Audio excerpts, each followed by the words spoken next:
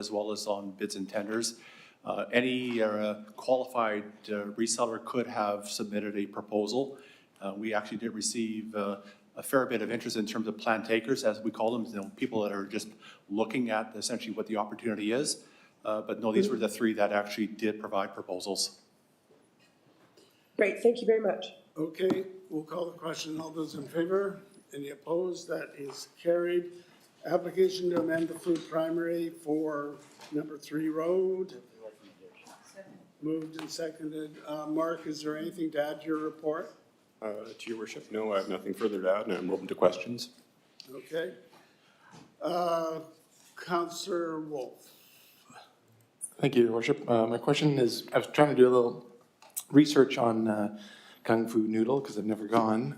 I found that there's one in Burnaby, Kung Fu Noodle Kingsway, and then in Richmond I found one that's on McClelland, not on 3 Road. And these two, one's open till 9 p.m., the other one's open till 10 p.m. So I'm just curious here, this one that is on 3 Road, it currently is open till midnight and they want to move it till 2. Is there really a need for that in this area? And then the follow-up I have to that is we recently rejected expanding liquor license at Zodiac Karaoke and Pub, and they were, I think, originally at 2 a.m. and they wanted to go till 3. So does staff have any comments on really the need to allow liquor expansion in this area? Through your worship to Councillor Wolf, the applicant is stating that there's a customer base that likes to be able to have liquor service later in the evening. And just in the case of Zodiac, they were attempting to, or presenting to have those hours extended beyond council policy, which dictates that that these karaoke's and liquor primaries need to close at 2 a.m. Just to follow up then, Your Worship, so the Kung Fu Noodle could stay open until 2 a.m. Is that correct? Just not liquor? Like they could stay open till 2? Through your worship to Councillor Wolf, that's correct. Okay. Thanks. Okay. All right, we'll call the question then. All those in favor?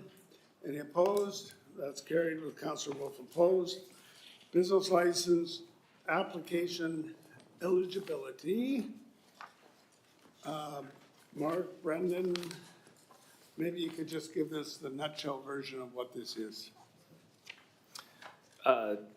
Through the mayor, essentially we're trying to close loopholes for canceled or suspended business licenses to prevent them from being able to apply under a different business name or by using shareholder, officer, director, or relative applying for a new business license. We're limiting it to a business of the same nature at the same location at this time.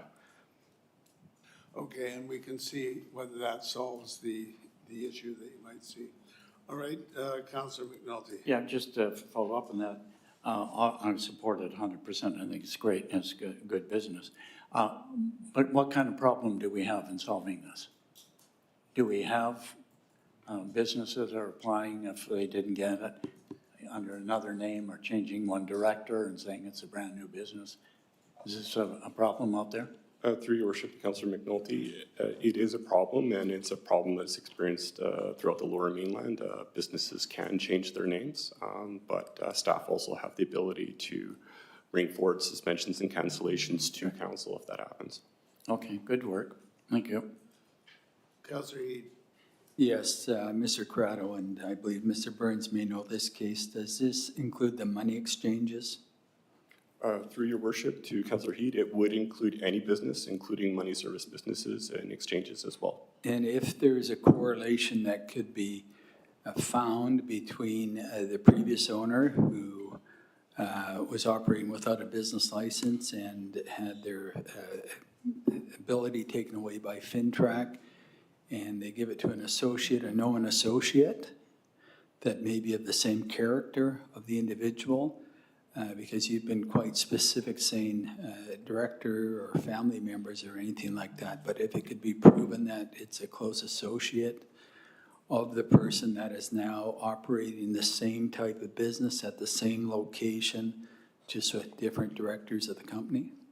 Through your worship to Councillor Heed, it would if preceding that was an event of a cancellation or a suspension that was with the authority of council. So first would require a cancellation suspension from council, and then afterwards, the subsequent applications can be denied. So in fact, if it's some other entity of legal status that removes their ability to do their business, unless it's the actual city bylaw that's contravened, where we require a suspension, that would have to be the case. It would not follow through on some other regulatory body. Through your worship to Councillor Heed, that's correct. However, there is a provision within the business license bylaw that requires all business license holders to be compliant with all municipal bylaws in the city, as well as provincial and federal statutes. So if they ran contrary to FinTrack legislation, Proceeds of Crime, Money Laundering, Financial Transactions Act, that could be a mechanism that could be brought forward for a council show cause hearing to suspend or cancel a license. So just one further question for Mr. Burns. If in fact we're dealing with an individual that's been involved in some criminal activity, has actually testified in a murder trial, admitted to operating a gaming house in Richmond,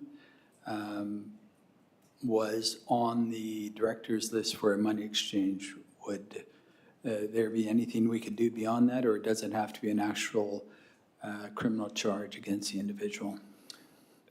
Through the mayor to Councillor Heed, it would not have to be a criminal charge, but this is only applying to people who had, or to existing licenses having been canceled or suspended. So if the individual had never had a business license for a particular facility, this would not prohibit them from applying for one at that location. Thank you. Councillor Wolf. Thank you, Your Worship.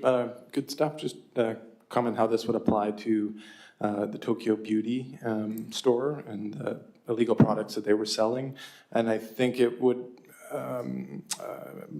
apply to Nagoya Trading Limited, which is the group that operates Tokyo Beauty.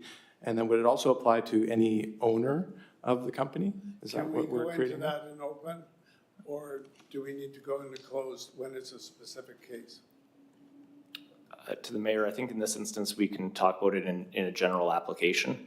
It would apply for any business. If their license is suspended, then the provisions we're proposing here would apply to the owner, as well as directors and officers of that company, and a number of other related individuals who would not be able to apply for a license at that location for a 2-year period for the same form of business.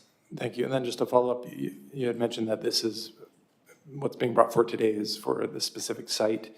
Are there other municipalities that have this already and have actually applied it to roaming or businesses that move around to different sites? Is that something that could be done under the charter?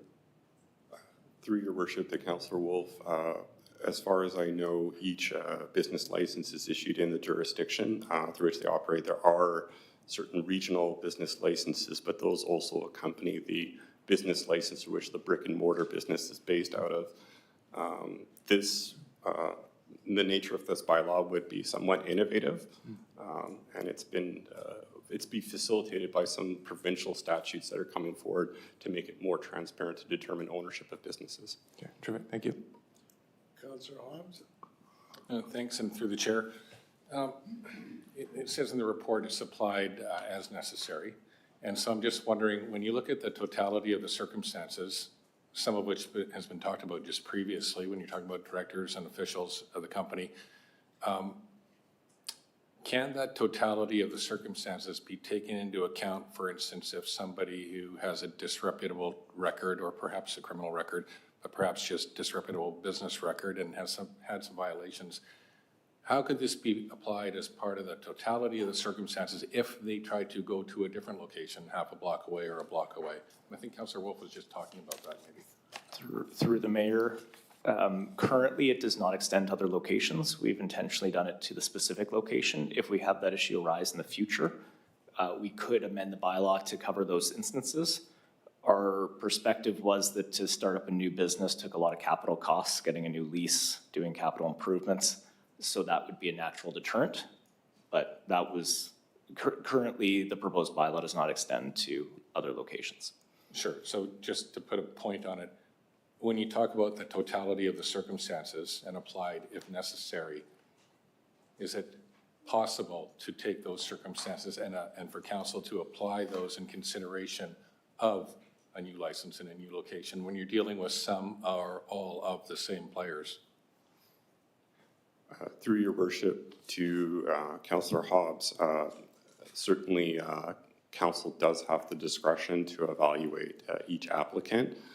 It's difficult to deal with the specific hypotheticals, but if there was significant risk to the community, these are all considerations that would weigh into it. But it's really difficult given that we're dealing with a hypothetical and what is the nature of all of the evidence. For example, in the case of a liquor awarding of or the approval of a liquor primary, there's that community impact portion that's done. But I would also add that that's something that's a section specific to the charter that enables council to conduct that review. Okay, I appreciate those comments. Thanks. Councillor Liu. Thank you, through the chair to you.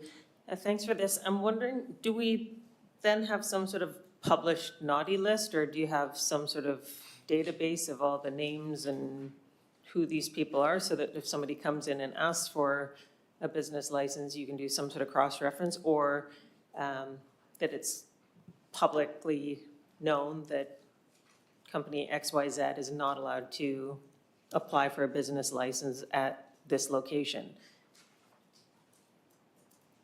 Through your worship. Sorry, just a minute. Go ahead. Through your worship to Councillor Liu, this bylaw amendment would deal with businesses that have been suspended by council, so that would be on record. And the province has also enacted a Business Corporation Act, which has a registry. So there is a capability for staff or law enforcement to access that database. There are a series of other transparency-based measures that are going to be coming into effect, for example, sometime in the future that would make it more accessible for staff and the public to access those registries. And a follow-up. Intermunicipally, would that information be available? So, for example, we shut down somebody for whatever we decide is egregious enough to shut them down. If they apply for a business license in another community, are they able to plug in and see that they've lost a business license here? Through your worship to Councillor Liu, there is no database that shows which businesses are suspended in each municipality. However, staff do collaborate on a series of different committees. The intermunicipal business license is a good forum where we do share information back and forth and provide advice. Okay. Do we have a list of businesses that have lost licenses up to this point? So does this apply retroactively? So anyone that's lost a business license up to now, if they try and reestablish it, and does it go forever? So in 30 years, you can't reopen XYZ, well, whatever, what's the limitation of time? Through your worship to Councillor Liu, 2 years is what's stipulated, and any business that's been canceled or suspended is on record. There were some circumstances during the COVID pandemic where there were exigent situations where businesses were suspended and canceled on the basis of them violating the health orders, but by now that would have lapsed. Okay, thank you. Councillor Al. Well, I have two questions. The first question is more fundamental. Right now in the city, do we have any kind of rules to prohibit certain people to open a business?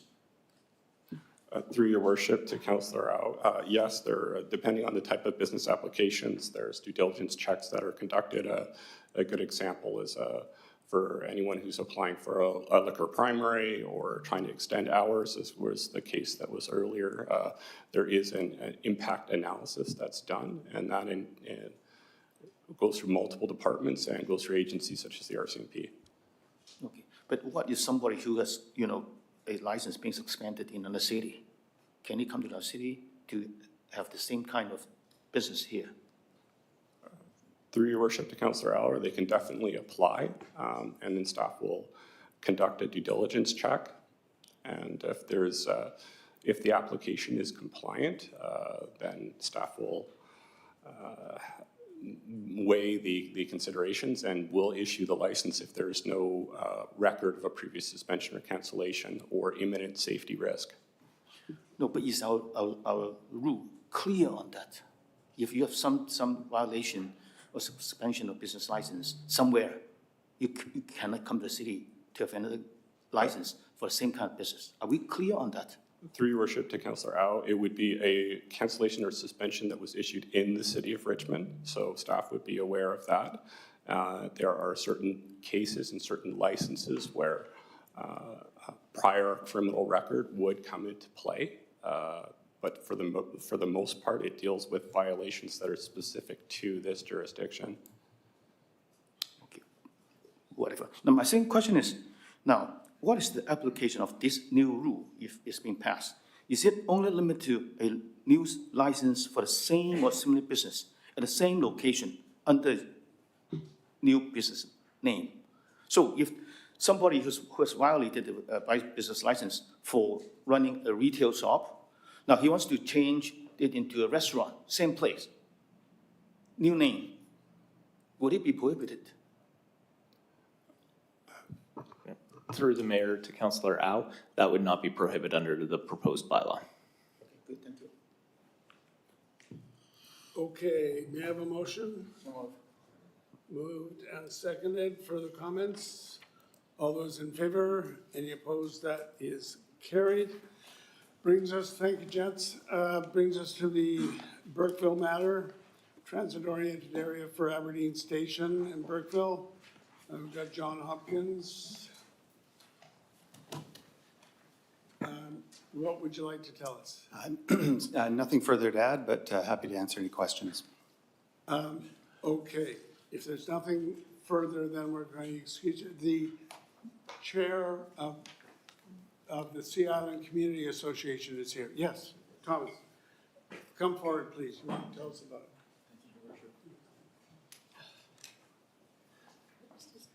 Thank you, Your Worship. Councillors, nice to see you in person after Burkeville days. Please introduce yourself, and you got 5 minutes. Thank you. So my name is Tomasz Revotsi. I'm the president of the Sea Island Community Association, and prepared a little something just to partly in support of the recommendations that Director Hopkins has put together.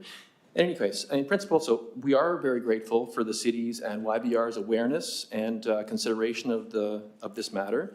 And we also want to add our support to those recommendations brought forward by Director Hopkins, and also encourage council to consider option 1 as outlined. That seems like the best option. We agree on that, absolutely. Also, further to those recommendations, if at all possible, we would like to also take part in and assist with the any additional policy amendments to the OCP regarding Burkeville, if that's a possibility. And additionally, we would also like to, if possible, send our own letter of support to strengthen your worship's letter, either together or separately. I'm not sure what's appropriate, but when it's ready, we'd love to join in that support. Well, first of all, any kind of an OCP amendment, generally your neighborhood and the people of Richmond are generally involved in that. So there is a consultation and an approval process. So automatically you'll be part of that. If you have a letter that you want to send to us, by all means, get it to me or to our staff, and we can include that as. Obviously, we want to see it, but I'm sure if you're on the same wavelength and in support, it'd be appropriate. Perfect. So That'd just be wonderful. send it on Thank you. So I've got a couple other things to mention, if you don't mind, ahead. quickly within, I think it will fit in my 5 minutes.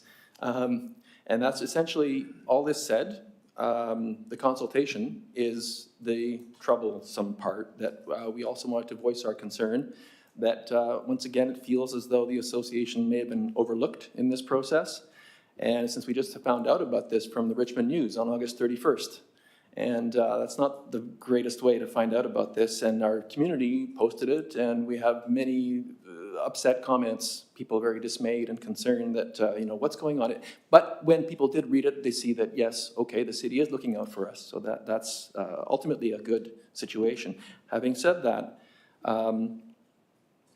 it is a bit disappointing that we felt we had developed good enough sort of a relationship already. We've kind of overcome these systemic communication blind spots that we had initially encountered, both with the city and with YVR. So it's not just a city issue. But at the same time, it does feel like we've kind of been set back in this relationship building. And we hope that that's not the case.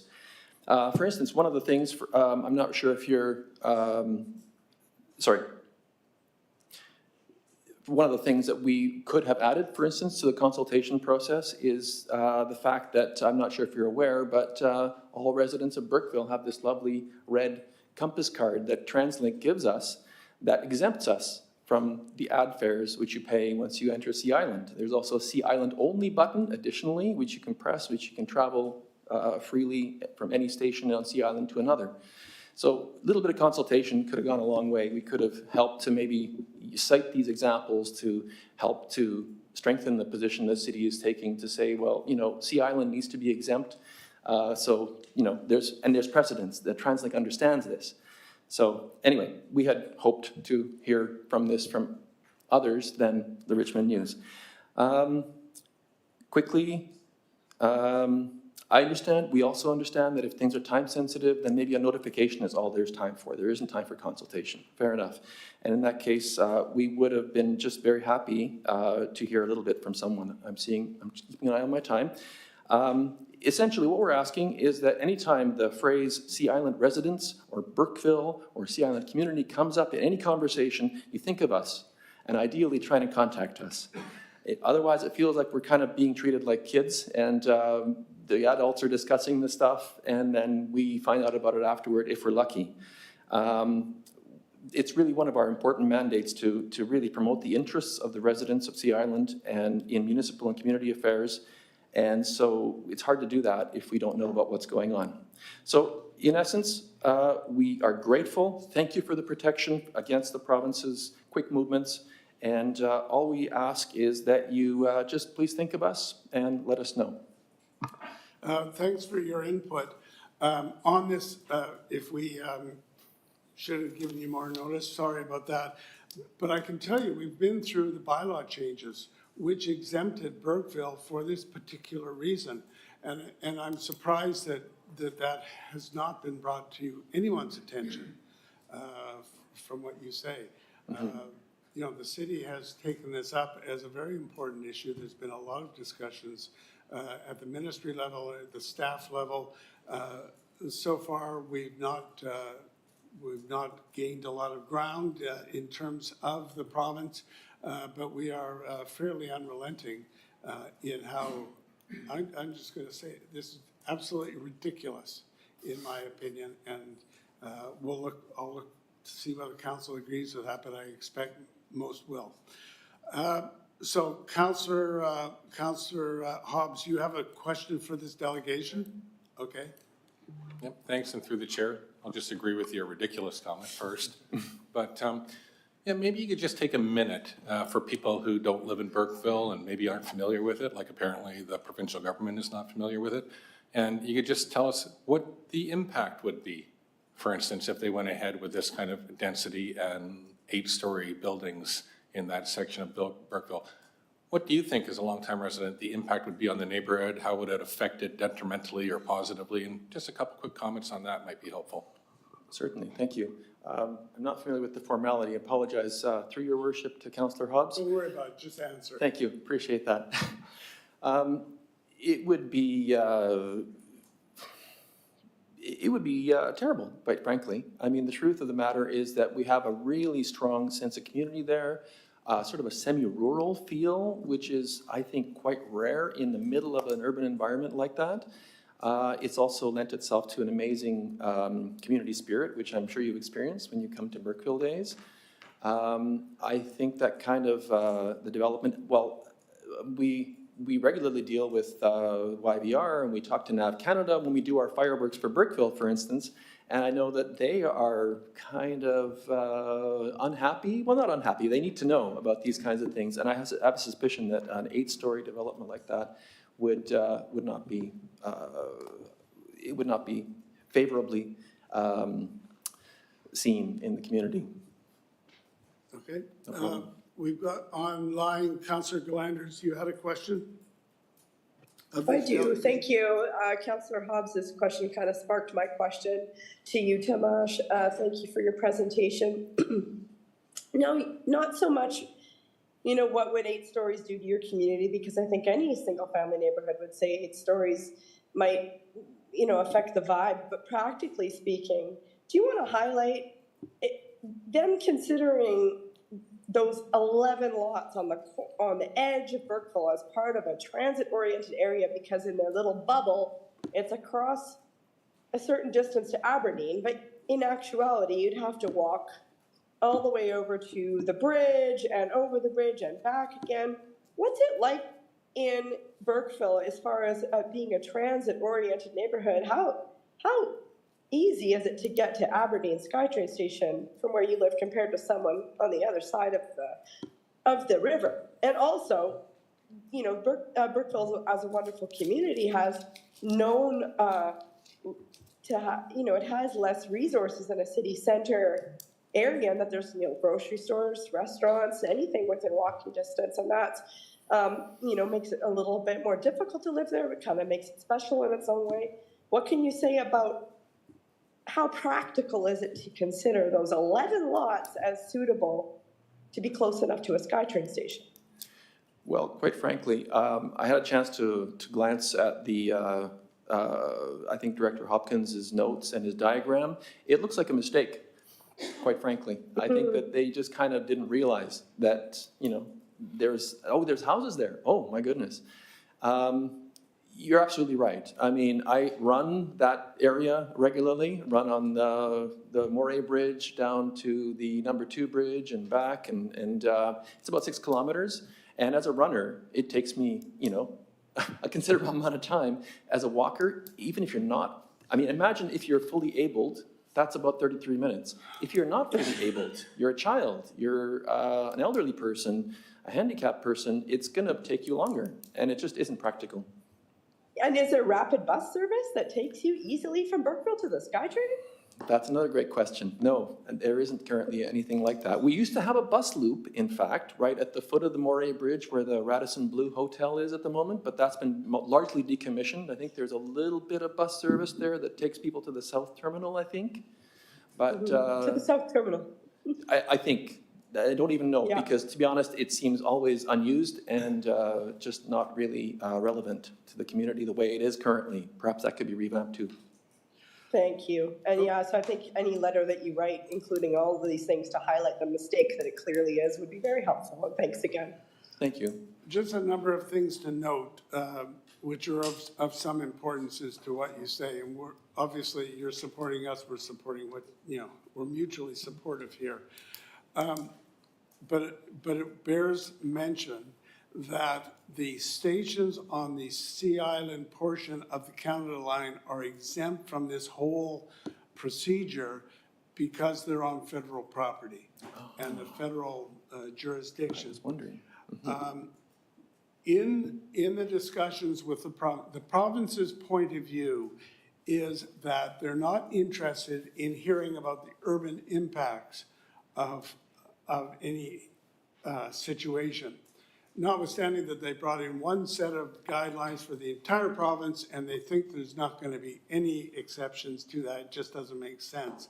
So obviously we don't accept that, but that's their point of view. The other thing to mention is If for some reason there were 8 or 9 story apartments built on the edge of Burkeville along that corridor, it's the theory of the province that because you're within 800 meters, you're not going to have cars. Well, of course, there's going to be more cars than ever. And, you know, you're going to take a nice neighborhood and turn it into a parking nightmare, not to mention infrastructure and services and all the rest that goes along with it. So we are very much on the same page. So if you want to get us that letter ASAP, Okay. we can deal with it. What sort of a time frame do you have in mind? How about Your Worship? right now? Certainly. No, seriously, I think that letter needs to go as soon as possible.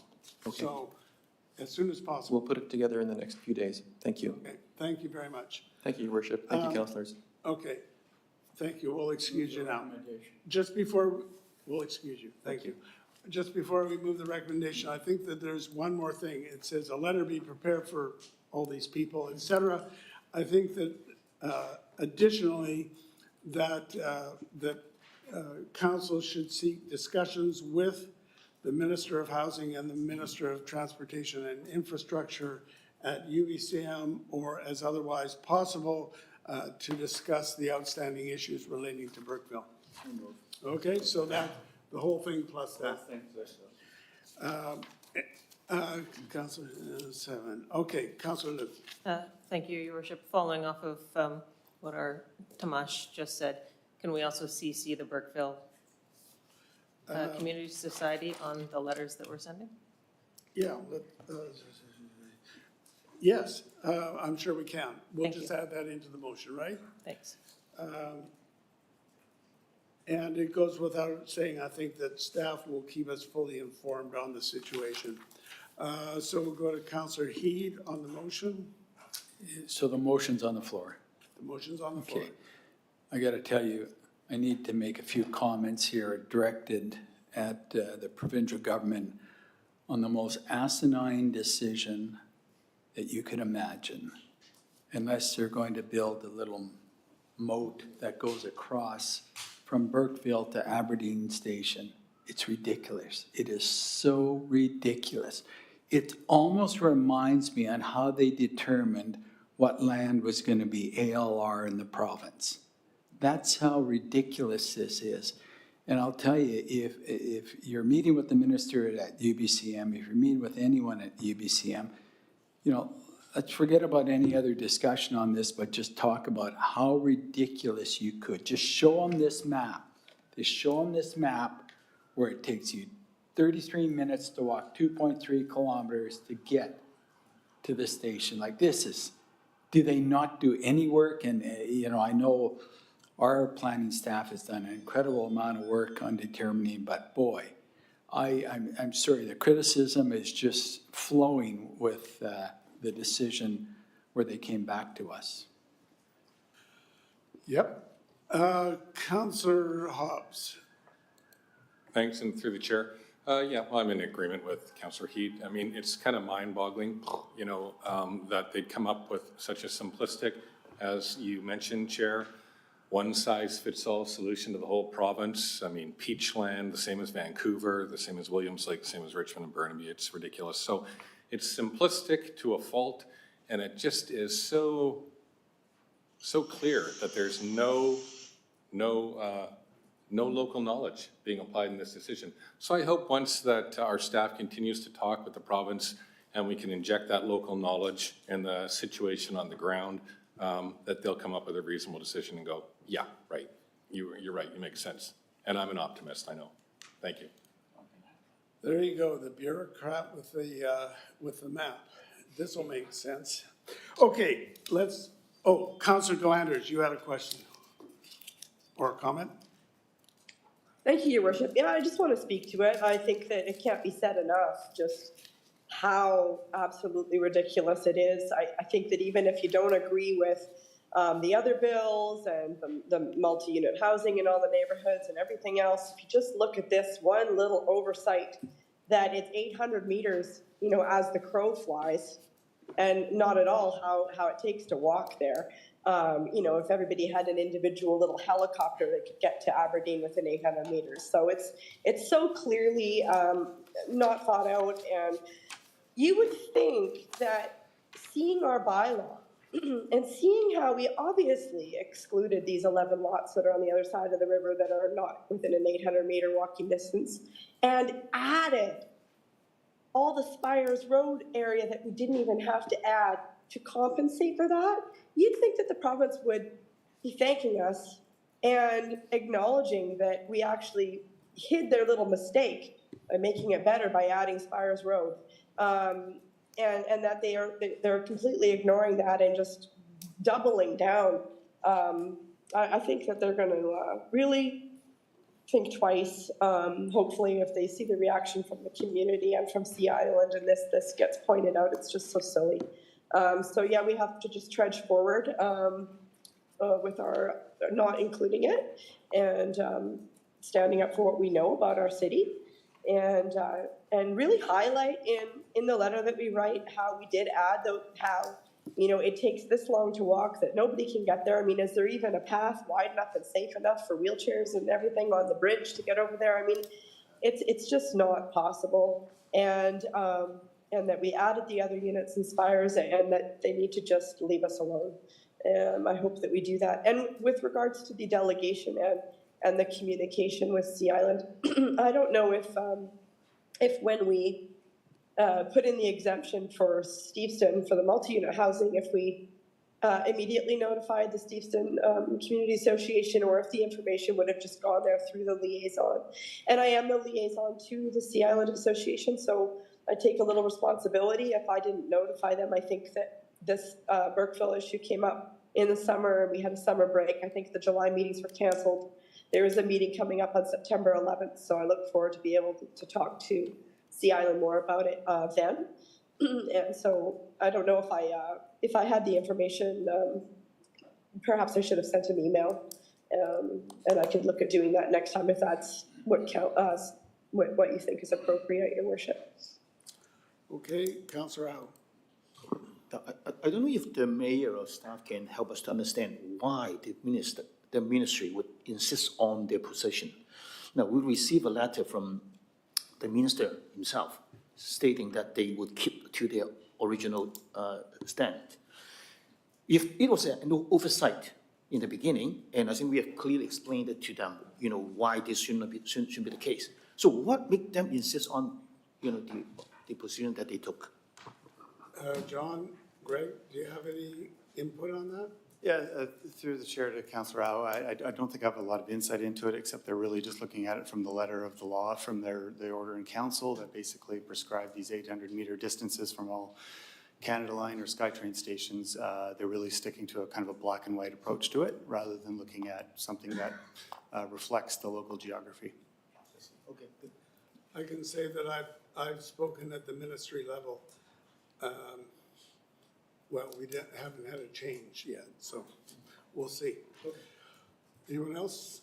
Okay, let's call the question. All those in favor? Any opposed? That is carried.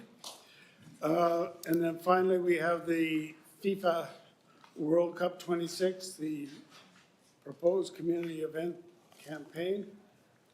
Jason, Trevor, you're recommending kind of the middle ground on this?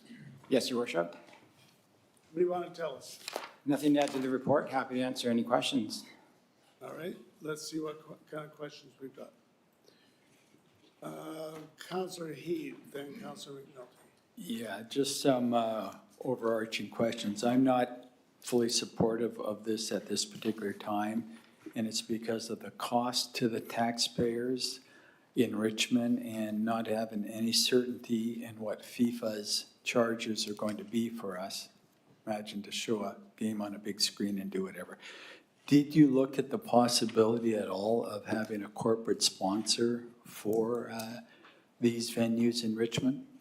Through the chair to Councillor Heed, we have engaged Tourism Richmond, who has come to the table as a very strong and supportive partner. And 'cause there is some certainly the economic and the tourism industry is going to really thrive during this period. If we will continue to look for sponsorship throughout the term, and any type of either value in kind or any type of cash sponsorship will offset the costs. Well, you know, certainly I think you got to widen the scope of it. If some corporation, some entity wanted to plaster their name on the the plaza that this is going to be shown at or something like that, and they're going to cover the costs in addition with the tourism, then I think it'd be more palatable to me. But it's certainly not palatable to me at this point. Just want to emphasize that I realize there's a finality to what we're talking about here today, in essence. But strictly speaking, if this went through, whatever goes through, it would be a one-time funding request, would be brought forward for consideration in the budget. So therefore, it would not only have to be approved today, but it would have to be approved in the light of other budgetary considerations, so it's not automatic. Okay, we've got Councilor McNulty. Yeah, thank you, Worship. And thank you for bringing this forward. I have a number of questions, if I may, on it. Being a supporter of sports, I think in a way bringing people to the game where they otherwise can't go, it's a good idea. I think it works out very, very well. I have some actually mechanical things that I'm more, the 300,000 that you're asking from us and the taxpayer is to be added to the 400 to make the 700,000, is correct? That's correct. Okay, so, all right. You said we're going to be looking for sponsors. YVR, Fraser Port, whatever. So, correct? We are? Yes, through the chair to Councilor McNulty, that is correct. We will be, we can be looking for sponsorship. Okay, it doesn't say that here. That's why I'm trying to establish you are going to do that. Okay, then that's fine. If not, then we have to give you directions to do so. It's, I guess what it is, the other question I had to, we've got a couple of others. Given 2026 could be a year where we do other things, and how does this impact taking $300,000 of taxpayers' money with some of the things that we might normally do? And I'm just concerned about that because I think looking down the road, there is an opportunity on that. Are we only showing this at one park? Are we only doing one site? How many sites are we going to have? Through the chair to Councilor McNulty, the campaign that we've outlined, particularly the recommended campaign, the option 3, is across all sectors of Richmond. So there would be an opening festival at a location, and then certainly there'll be a signature location. So kickoff event and signature event, and then in between there'll be several. It could be between 8 to 12 viewing parties, community events, neighborhood block parties. So it's a whole range throughout the entire 6 weeks of the FIFA World Cup. So it's across many locations in Richmond. Oh, that's wonderful. I just heard you. So we're definitely going to have one in Burkeville, and we're definitely going to have one in Hamilton, aren't we? Because so now we're down to 10. Through your worship to Councilor McNulty, we haven't done the full detailed planning through that, but if there's a request from council, we'll certainly consider that, and we will certainly consider venues. You don't have an event in Burkeville and don't have an event in Hamilton, I'll definitely want to vote against this and try to pull it down. So either take that under advisement and/or we'll give it. I hope you heard me. There's very important. I have a question here with regard to, sorry if I may, Your Worship, I don't want to get nitty-gritty here. We're looking at event production. How many staff are going to be involved in this? How's it going to take away from their other duties? And with event production, does it mean we're hiring a consultant again? I was floored when I saw the Maritime Festival, we spent $140,000 on people putting on the Maritime Festival. I thought our staff did that. I was hoping they would. Want a great training to put Let's on get a an major answer. event. Through the chair to Councilor McNulty, yes, we would be hiring, or we would be utilizing the service of a consultant in addition to the resources we have on hand within the city. I think before we go further, when the next time it comes, we found out how many staff are going to be involved from us. If you're going to hire somebody and pay them, because obviously our staff are money. That's taxpayers' money. They pay your salary, they pay my salary. I think it's important that we have it. It's not, the other thing, given we're going to have an event in Hamilton and one in Burkeville, the Block Party Fund. I'd like to see that raised through sponsorship. I'd like to see us look at our block party grants that we're giving out, and we increase that. If we're talking about a party and we're going to do something properly, we already give grants out. Maybe we could tone those grants this year or that year towards the major event so that it's held elsewhere, because I think our block party system's great. I think we give out, what, $75,000 or whatever, and we have about another 20 that would love to have it, but we didn't have enough money. So I think that needs to be looked at. I'd be more in favor of supporting community involvement in another area as opposed to just one thing. $400 goes a long way in a community, or $1,000 goes a hell of a long way in a block, in a neighborhood, or whatever. Having heard some of the very successful things that we've had in the past that you'll be reported upon. So I'm looking to it.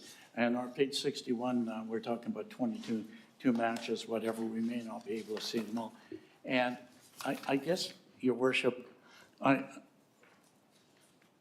if we're going to do something like this, just like when we did the other, I have difficulty in saying, well, it's going to come up in the next budget, et cetera.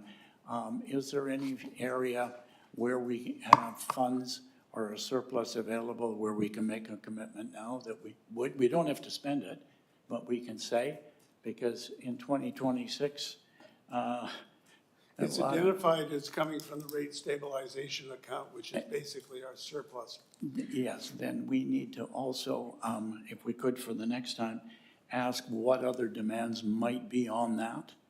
Well, that's why it goes through the budget process. But what are being on it now and what could be continued? Because we tend to jump to that rate stabilization program very consistently. And it does not say that it's going to be X, Y, and Z, and the demands are going to be $500,000 or $3 million on it. We need to know on it. But I'd like to, there's no point in going ahead by whimmer, by gosh, by golly, right now for them. And the other thing too is the licensing fees. Having been involved with international athletics and knowing what it is, FIFA is not going to do the taxpayers of Richmond any favors. It's take, just like the little boys and girls that Hugh Boyd are paying all the way through, right to Canadian soccer and all the way through to FIFA. And those moguls at that level couldn't care less about what we're doing. So I see that the licensing fee, we might not know what it could be. That is correct. All right. Yeah. So anyhow, Your Worship, I'm going to support it moving forward to the next stages, but you heard what information that I need and the commitments that I need to continue to support it, because I know there will be demand for a couple of other very large events during that year. Councillor Hobb. Thank you, and through the chair. Yeah, thanks for the report. Interesting options. I too have concerns about kind of the impact on the overall budget. I know it's not a huge amount of money, but when we say that about everything, then everything tends to add up to more than a small amount. So just a couple of quick questions on it. I know that there's consultation that's going to happen with local groups and associations, but is there a grassroots local group that's actually driving this, or is it being driven by the city? Through the chair to Councillor Hobbs, This has largely been driven by the city, but what we have in our preliminary engagement, whether that be through Sports Council, through community associations and societies, through particularly the local soccer group, because that they are one of the biggest proponents for FIFA. Everybody has shown an interest. There was one group, community group that we went to that said, no, we don't want to participate in this. Everybody has shown a tremendous interest to be involved. They realize that the FIFA World Cup only comes around once every few years, and to have it in our backyard is special. And so, they want to take as much advantage of it as we do. Sure, and just to be clear, no games are happening in Richmond, they're all happening in Vancouver, right? And so I'd be interested to know what other cities are planning, because I think, like in the Olympics, obviously, it was a little bit different with the Oval here and everything, but there can be a draw to downtown Vancouver or Burnaby, depending on what other people are doing in terms of larger scale events, medium scale events, that could impact our own if people leave our city to take the Canada Line down, for instance, and go downtown. So that would be something I'd be interested to know. The other thing, and Councillor McNulty touched on this, I think, but this does not include the soft costs for staff, right? And we've done other events, and we probably could put together some kind of estimate on that cost, because I think it's important to calculate, as has kind of been mentioned already. And then same with the watch parties and with other cities, like when it comes to the budget time, I can support it going forward now, but perhaps some commentary on our previous experiences and successes with that. One of the concerns I have, in addition to the amount of money, is how much focus what we do in Richmond will get if people are drawn out of Richmond to go to kind of bigger parties and bigger watch parties where those happen. So I'll look forward to seeing it. When you talk about the round of, last question through the chair, when you talk about going, it being applied through the round of 32 and the round of 16, so that means it ends then before the final round, am I right about that? Through the chair to Councillor Hobbs, the campaign will run the entire length of the World Cup. It's the round of after the round of 16, there's no more matches in Vancouver.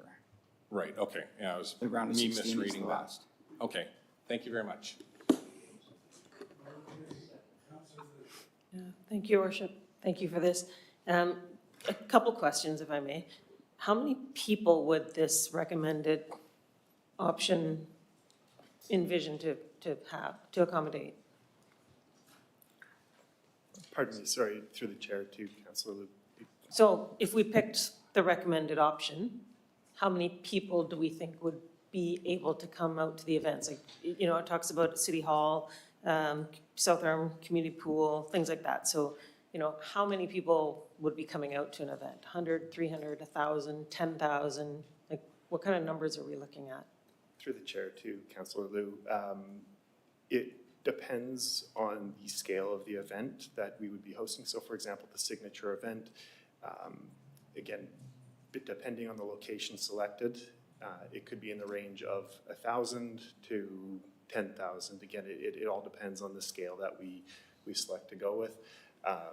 The community events are some of them are already community driven, pre-existing events. One event that we did discuss was the Stevenson Salmon Festival. So there is already an existing crowd or attendance at that type of event. We would augment and enhance that event with a screen and watch party. Okay, cool.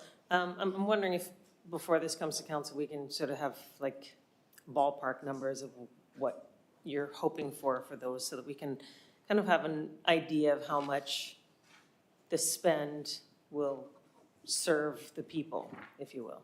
I'm also wondering if our Hugh Boyd Fieldhouse is finished in time, and if that would be a contemplated site to host this. Through the chair to Councillor Liu, absolutely. Okay. Do any of the dates conflict with our Nations Cup? Like, are we going to be moving one soccer event for other soccer events?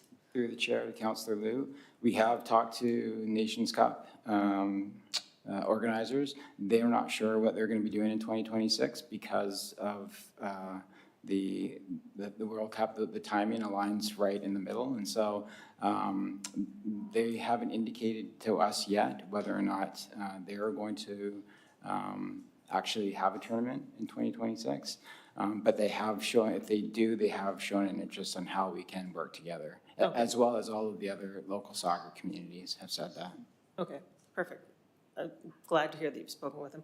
And then, so if I understand correctly, then the licensing then works for the whole city. Does that then make it so that you can then extend that to all the community centers or whatever else, whoever's running their block parties, that kind of thing? Yeah, through the chair to Councillor Liu, that's correct. Okay, so it streamlines it for everybody. It's the one-stop shop so that instead of leaving it up to each community center to try and figure it out, if this is done for them, and it creates a more streamlined approach for it. Through the chair to Councillor Liu, that is what the practice has been in the past. And so we've seen that through, whether it be through the games, whether it be through previous FIFA events, the city would pay one licensing fee and that would cover all of the events throughout the campaign. Okay, thank you. Councillor Wolf. Thank you. My first question is to the chair. Will you be inviting anyone from the public to speak to this after staff, just so I can clarify my questions? I wasn't contemplating No? that, no. Oh, okay. My questions then to staff. I guess I'll put something on the floor perhaps after these questions. But looking at option 2, the small scale, and then option 3, the medium scale, which is recommended, you can look at our table on GP 54. And I can't, hearing the comments around the room, and the cost and the shared cost from the Richmond tourism community, I'm thinking almost that it might be easier to get support for a 2.5, so something down the middle, the small to medium. And I think a way to get there easily, the 2-day kickoff event, I think could be reduced to a 1-day kickoff event. I know it was contemplated for the 12th and the 13th, but Team Canada plays on the 12th. So why don't we just do the kickoff on the day that Team Canada plays? I think we could also take the signature event from a 3-day down to a 2-day, because it's contemplated that it would happen during the bronze final and the championship match, which occur July 18th and 19th. So we don't need that 3rd day because the matches are only happening on 2 days. So I think right there we can shave off not going to pay the attachment 5 GP 61 and all the costs to get to 700,000, the medium scale. I think we could bring that down. I think what I heard around the room, the community events and viewing parties where people can walk to see it from their home as opposed to driving to the crazy Vancouver traffic mess that's going to be occurring at the time, and all the hotel guests trying to go to and from. I think we really should do this service for the public that want to get to their local place to watch. So hold that amount of 30,000, but I think we can reduce almost everything else. The kickoff event can definitely go down, the signature event can go down, and a number of other ones in this list can go down. So does staff have any comments on at least those 2 aspects, the kickoff day from 2 to 1 and the signature from 3 to 2? Through the chair to Councillor Wolf, any of the options are scalable, and certainly we can do some scaling. So it's not, so our campaign is around, not just around sport, not just around soccer. It celebrates culture, diversity, arts. And so the reason why the option 3 for us was recommended was because we are able to fit in other events other than just the matches. So yes, the Vancouver match is on 1 day, and the bronze and the final are on 2 days. But in our programming, we would be celebrating culture, diversity, arts, a whole bunch more than just the matches themselves. And so it's really bringing the community together to celebrate really what Richmond has to offer. And so that is why we have added some days into some of the events during the campaign. Thanks. And a follow-up I have is, I think with our existing set of events, I think we do a great job of exactly that. for those who attended the Maritime Festival on both days, we did a fantastic job. And I'd hate to take away from those well-established events that are truly rooted in our culture. My other question, which would have perhaps gone to Tourism Richmond, but they're not going to be speaking at the table, it was on our page 55, external funding. It said that they could contribute $400,000 if we went with options 3, 4, or 5. And they could only offer $100,000 if we went with option 2. I really wonder if they could contribute more if we did a 2.5 option. So if we put in maybe 200,000, could they do 200,000? Like, do you think there's flexibility out there for that? Through the chair to Councillor Wolf, we would have to have those discussions with, obviously with Tourism Richmond and talk about what some cost sharing scenarios are. Okay, well, I see Councillor Alston wants to speak, but if you want to come back to me after that, Mayor, I'll put a motion forward. Councillor Howe. Yeah, Your Worship, actually, I agree with Councillor Wolf's suggestion. I think we can scale it back a little bit. Now, I would ask the question, have staff taken into consideration that the commercial business might have celebration events as well? I can imagine that, like the Aberdeen Center, they have big screen and they may organize something. The restaurants, pubs and bars, I think at the same time, they could also have, showing of the games. So when we think of the scale and the number of events, have we taken consideration that some business sector may also do something which can be coordinated instead of, we do all for all people, but actually, some people would be diverted to a restaurant or a pub? Through the chair. Through the chair. To Councillor Au. Yes, we have considered that. We know that there's going to be private events across the city. We realize that not everybody is going to be able to access all of those events. Some of those may be private events, some of those may be invitation only. We've seen that through other viewing parties that happen. So it's really, we're trying to offer a public, this isn't ticketed. People don't have to pay to come in to attend these types of events. And we really wanted to make it grassroots and work with community groups, our local community groups, to really showcase both the matches that are happening in our great city. And so we will work closely with all of those other stakeholders that will be hosting their events, and that will be part of our planning process for sure. Okay, Councillor Day has a comment or question.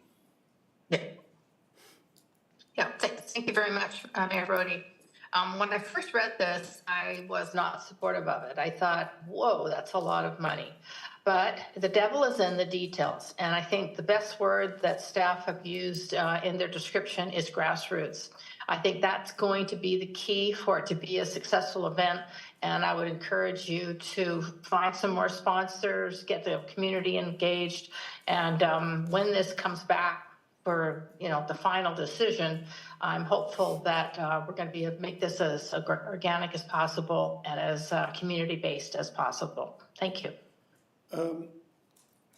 So the next step, besides if we approve something today, the next step is you bring it back as part of the budget process, but what else? Do you come back with a further level of detail on it? To the chair, we can do a little bit more planning. We've done some planning to get to where we are today. It's difficult to go to stakeholders when there is no decision from council, and so it's certainly having some direction from council, not knowing that we need to go through the budget process. We can do some more preliminary planning, but it's really, we really need to have an understanding of what the commitment is from the city in order to really start engaging people, start looking at locations. So we can do some preliminary planning, concept planning through the process and have that. But you've heard the kind of questions, what neighborhoods are involved, what kind of people are involved, what specific, more of the specifics of what you've got in mind. See, because I think, from my point of view, I remember the World Cup couple of years ago. There were little celebrations all over the place. There was a real level of excitement about it. And I think that this is the kind of thing that the community would appreciate as long as it's well organized and we do it right. So my suggestion in terms of a motion on the thing would be that we would simply, it says, recommendation is that we endorse it in principle. Secondly, that the one-time funding, as outlined, be considered as part of the budget process. And thirdly, that staff be directed to seek other sponsorships that may be appropriate for this initiative. So that way, based on what staff has talked about, we can expect to get more details, and then we can consider the specifics of the budget in due course, as opposed to saying just very generally, yes, this is what we want to do, or no, it's not what we want to do. Because I think that level of detail is going to answer a lot of those questions. Okay, Councilor McNulty, and then let's get to a motion. Thank you, Your Worship. I don't agree with the direction you're taking. I think we should send this back to staff. There are too many questions brought here. And the answers I'm getting, we're planning. I don't know who's planning. I didn't ever remember this being brought to Sports Council, so I don't know how they're involved.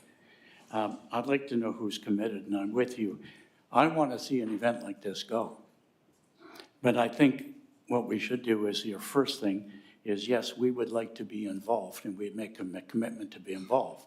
When all the questions around the table are answered, on another go in a couple weeks, a month or so, then we start getting down to it. I don't want to sit and leave it to the budget of 2026. I want to make a commitment now.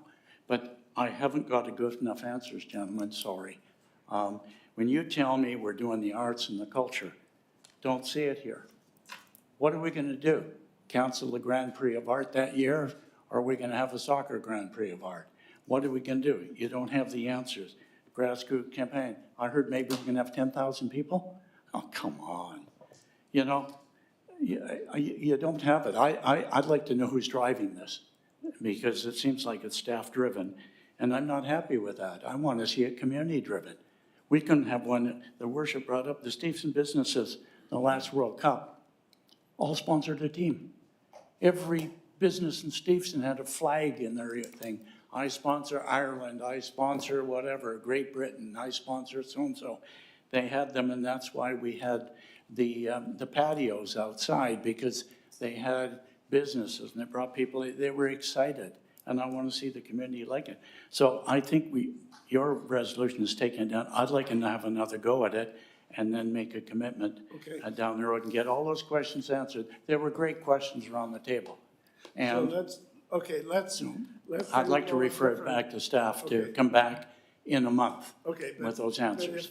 If we want to refer it back to staff, I think that we should refer back option 3, the recommended option, back to staff so that they can work out detail on that. From that middle of the road, then it can be more or less. It gives us a guideline, so. Between 2 and 3, the 2,000 that Michael mentioned, or the 3, up to maximum 3, in between, and if you come back with 28, Okay, so. Mr. Chair. 280,000, 30,000, whatever. Okay, so the recommended, so it would be moving to refer this back to staff to get more detail on the possibilities, focusing on the options 2 and 3. And also in there saying that we are interested in being involved. We are going to be involved in some way. Well, okay, but we're referring it back. Okay. I mean, it's implicit that we're interested in something if we're getting more detail. Exactly. Okay. So is that moved? Somewhat. Moved and seconded. Okay, further discussion on that. Oh, Councillor Glanders, you had a question. Yeah, thanks. I was going to speak before the the motion, but I can just speak to the motion and also ask my question. Just quickly, what is the difference between match viewing and a watch party? Just all this. Okay. Through the chair to Councilor Glanders, match viewing is any form of watching the match, be it at a community center on a television, whereas a watch party would be more of an organized event. So that would cost money then on match viewing? Through the chair to Councilor Glanders, match viewing is a part of the licensing. Again, there are costs associated with it, but they're minimal. Okay, yeah, because I was just curious, because if we did nothing, for example, I think there would still be match viewing, but under option 1, no campaign, it says not applicable, but I think there would still be match viewing put on by various community events. And there will be community events, but yeah, I do support sending it back to staff. I had the same thoughts, I think that it's great for the community and businesses and tourism and revenue for local businesses and establishments to do something and to highlight this. It is a big deal. But I also am from the ilk of, not really being supportive of things like FIFA in the first place when we have so many people struggling with homelessness and just trying to survive. So I have a hard time with the 300,000. It's actually a $500,000 more campaign than option 2. I think that with option 2, we wouldn't have a kickoff event, but would still have match viewing, would still have a big watch party at Minaroo, and then perhaps a corporate sponsor, somebody would want to step up to do a signature event. And as Councillor Wolf said, maybe tourism, Richmond would be willing to put up some more money for the signature event. So I definitely would have leaned more towards option 2, but I do recognize that option 3 has a little more oomph, and there's a little more option in there for just making more of an impact and having it not be lame. So I love the idea of a 2.5. I'd like to see what staff comes back with regarding that. Thanks. Okay, let's call the question then. All those in favor? Any opposed? So that's carried. All right, someone move adjournment? Okay, now we're adjourned, and I'll call the finance meeting to order. This is the open meeting. May I have a motion on the minutes? Moved and seconded. Any discussion? All those in favor, opposed, carried. Then we have a bunch of informational type of reports. Active capital projects financial update. Moved and seconded. Do you want to add anything to the report? To the chair, staff has nothing further to add. All right, Councillor McNulty? Yeah, thank you. A great report, and I thank you for it. And I hope that we can have this level of detail every time we have a finance meeting. To me, it's extremely important.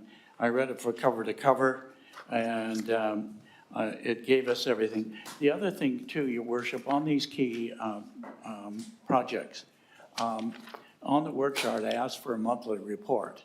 And I would like to also, Your Worship, including the last resolution, have a monthly report of the status of the Stevenson Community Center and also the Hugh Boyd Fieldhouse as we're going along, so that we know where we are step by step. Michael was referring to it as before. And I think we have to, I'd like to include these, any major, and also the lawn bowls. Those are the 4 items that we're doing. But this was a very good report, Ms. Ho. I appreciated all of it and the way you did it. And if we can have this every finance committee meeting with the highlights, it gave me an idea where we are, the budget, expected date, but I'd like to know what we spent. Okay, on a month-to-month basis, where are we? That's 5.3 million. Are we under budget? We can't put chairs in the place, or we can't put stairs in the place, so we need another $100,000. We'd like to at least know where we are, whatever. So anyhow, good job, and I'll be supporting on that. I thought what we did was, the way it's laid out is good. It's what we should be getting. Thank you. Councillor Wolf. Thank you, Your Worship. There's two of the items in this report I just wanted to pose a question on. So first off, the Public Safety Mobile Command and Communications Center vehicle. Page 15, the top, fin 15. The budget, 1.8 million, the remaining budget, 1.8 million. And then if I go to our fin 24, the same item there, not much more detail, but a little bit. It says that the project team is currently evaluating truck specifications and gathering vendor insights. So with that being said, the completion date is set for the end of the end of next year. Is that the actual delivery of the vehicle and for operational use, or is that the decision on who's going to build it and what features it's going to have? To the chair, through the chair to Councilor Wolf, I will defer the questions to our CMP service.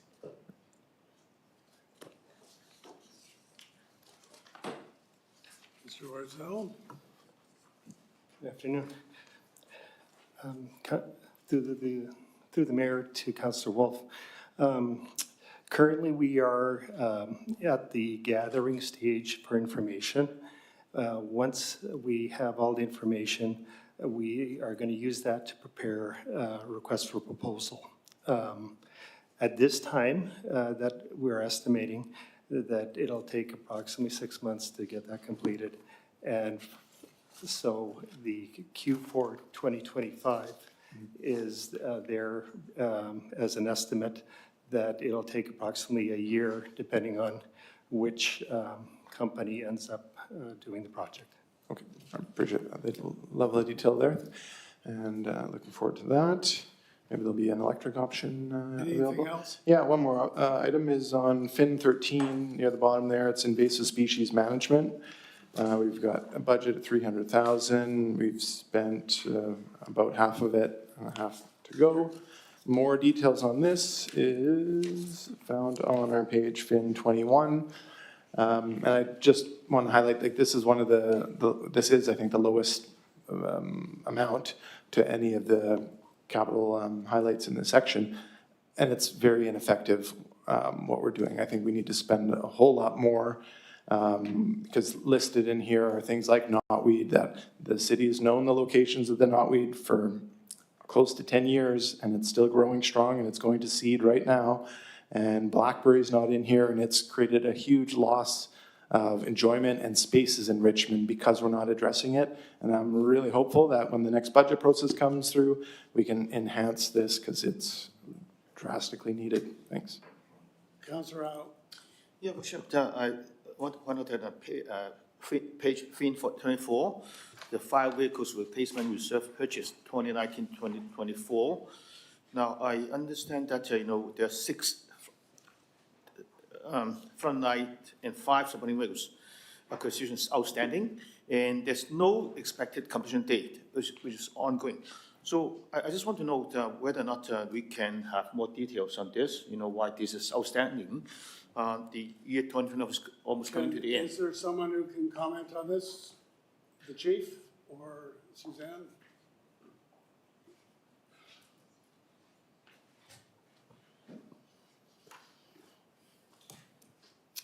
Thank you. Through the chair to Councillor Rao. We have been doing a significant amount of research and information reaching into the industry that makes these fire engines, and we expect to be able to issue a request for a proposal before the end of this fall. Okay. Well, I hope that, that maybe there could be in the form of memo to provide, more details about, how we started the process and, what obstacles that we have and then why we still do not have an expected day of completion. So I understand that, it's difficult for you to answer right now, but if we can have a kind of in the form of memo for more details.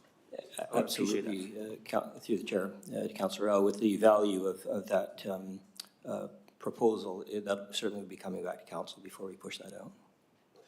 Okay, thank you. We'll call the question then on the motion. All those in favor? Any opposed? That's carried. financial information for second quarter. Moved and seconded. Sandy, anything to add? Nothing to add, Your Worship. Councillor Liu.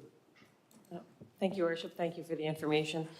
Looking at FIN 49, it says that we've received all the PILT that we expected to. And I know in other years, we've had a bit of pushback from some of the people that pay it, and so we didn't have that this year? No, we did not. Okay, thank you. That's good news. And then for the DCCs, the actual was 33 million, and the budgeted was 8 million? Was that just a timing difference from some of the big projects? Through the chair to Councillor Liu, the DCC revenue recognition is actually the timing of use of DCCs. Okay. So part of that relates to land acquisition that occurred. Oh, okay, thank you. Okay, so let's call the question. All those in favor? Any opposed? That is carried. Thank you. Lulu Island Energy Company, Alan Pastolka. Anything to add? Nothing to add, Your Worship. Okay, any questions? Moved and seconded. Discussion, all those in favor? Any opposed? That is carried. Thank you. And the Oval, second quarter financial information. So that's moved and seconded. Jerry, is there anything to add, or Nothing to add, Your Worship. Rick? Okay, Councillor McNulty. Yeah, just a quick question. You're becoming a little more transparent. I appreciate what I'm seeing, but there's a long way to go yet in terms of detail. On our page 64, it says your membership's approaching now 4,300 active members.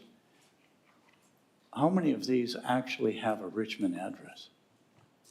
Through the chair to Councillor McNulty, approximately 70 to 75% of our active membership base are Richmond residents. So that would be 4,000? I have to check my math, but Well, we should have that figure on it, and we should be saying how many have a Richmond address and are Richmond members. I think we need to know it. After all, this is a Richmond facility on it. I appreciated seeing some of the committee engagement and what you've done on it. Is our contribution to the Oval, the $4 million, it doesn't show, by the way, on page 68, unless I've missed it in there, or even the monthly in there, but on the 69 it does. Is it automatic, the percentage and the growth? We budget every year? Yeah, we budgeted, but it goes up every year. It used to be about 3 million. Now it's 4 million. So my question is it an automatic thing, or does it come back to council? Well, the amount comes to council. Okay, so it's not automatic. Okay.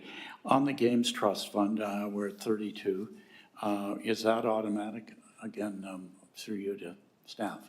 Is that automatic? through Your Worship to Councillor McNulty, the Oval applies for the Games Operating Trust funding every year, and the amount is confirmed by the Games Operating Trust Board of Directors. And that's been going up, like 3% a year or whatever? No, it's dependent on how much of the funds are distributed. In fact, in 2024, the Oval's receiving about $1 million less than we received in 2023. Okay, thank you. Yeah, it depends on the rate of return for the investment. Okay. Correct. Okay, all right, so the motion's on the floor. All those in favor? Any opposed? That is carried. And then Councillor Heed, you want to present your motion? Yes, I'm going to be very succinct and quick in this particular motion. It's for the Sunshine List for Richmond-owned corporations wholly owned by the shareholders, which are the taxpayers of Richmond. And basically, it enhances more transparency, accountability, oversight, and it's important to have the public disclosure of these entities, given the fact that they're tied to the Richmond taxpayers and receiving money from the Richmond taxpayers. So the motion, Mayor, do you want to read it out, or? Oh, I think it's there for everybody. I'll Okay. I'll just quickly read out that council direct the general manager of finance and corporate service to require each city-owned corporation through their respective boards to compile a sunshine list for employees who earn $75,000 or more. Following each year end, this list must be submitted to the city's finance committee for public release. This covers employees from entities such as the Richmond Olympic Oval Corporation, Lulu Island Energy Company, and Richmond Public Library. So that's moved and seconded. Yes, Councilor Wolf. Thank you. Just a question, beyond the examples, Oval, Lulu Island Energy, and Richmond Public Library, could staff provide more? What other Richmond-owned corporations would this affect? Are there others? Through your worship to Councillor Wolf, those are the only three at this point. Thank you.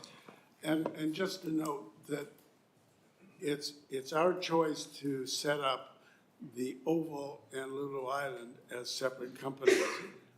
The library is set up by legislation, so, provincial legislation. Councilor Hobbs. Thanks, and through the chair. Well, thanks for bringing the motion forward. I have no difficulty supporting that in terms of its transparency, but I was curious when I read it. I don't know if anybody has the answer.